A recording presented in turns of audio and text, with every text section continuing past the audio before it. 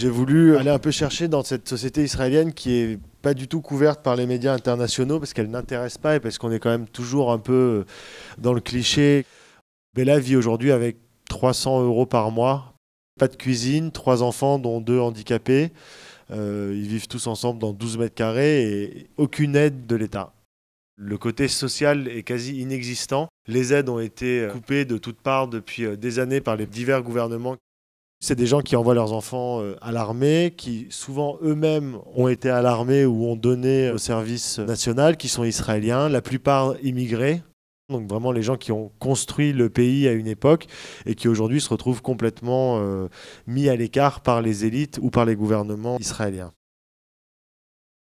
C'est des quartiers qui ont été dans les années 60, donc vraiment faits pour les nouveaux immigrés. La plupart des terrains en Israël appartiennent soit à l'État d'Israël, soit au Vatican. Le Vatican ne revendant pas ses terres, la capacité à construire est très petite, donc on laisse pourrir des quartiers entiers en espérant que les gens vont pas demander trop d'argent pour se faire expulser et du coup reconstruire derrière des tours un peu à l'identique, mais en essayant de faire un peu plus propre. Toutes les semaines, il y a à peu près 500 personnes qui viennent dans ce parking souterrain pour que les gens n'aient pas honte de venir récupérer de la nourriture, des vêtements, se faire couper les cheveux.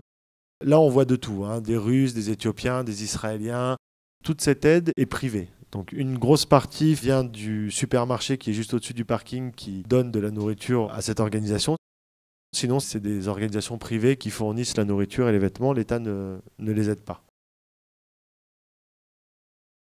Lod est la première ville d'Israël où la violence et la drogue ont littéralement ruiné des quartiers entiers. Le taux de criminalité est énorme. C'est le seul spot entre guillemets en Israël où on peut trouver de l'héroïne en grande quantité qui se revend après derrière dans les petites villes. C'est très très difficile même socialement quand vous venez de Lod, aller trouver un travail à Tel Aviv dans un bar ou dans une boîte de nuit ou dans un magasin est très compliqué.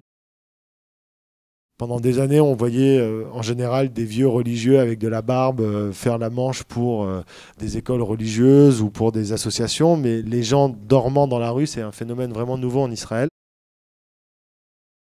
Là, on est de retour à Tel Aviv avec des prostituées israéliennes que j'ai suivies pendant plusieurs semaines. Il faut savoir qu'en Israël, il n'y a pas un seul centre de désintoxication qui soit financé par le gouvernement. Ce qui est intéressant aussi, c'est de voir les communautés qui viennent les fréquenter. C'est surtout des ultra-religieux. J'ai passé un peu de temps dans un hôtel pour immigrés russes. C'est plutôt pour les personnes âgées qui n'ont pas réussi à s'intégrer, donc à parler l'hébreu, donc ils vivent vraiment entre eux. C'est assez intéressant de voir comme les mêmes schémas se répètent un peu partout, que ce soit en Israël ou en Europe. On ne se mélange pas. Je voulais justement qu'on ne sache pas forcément où on était. J'ai eu des réactions assez intéressantes des gens qui me disaient justement, mais tiens, on est où? Est-ce qu'on est en Turquie? Est-ce qu'on est en France?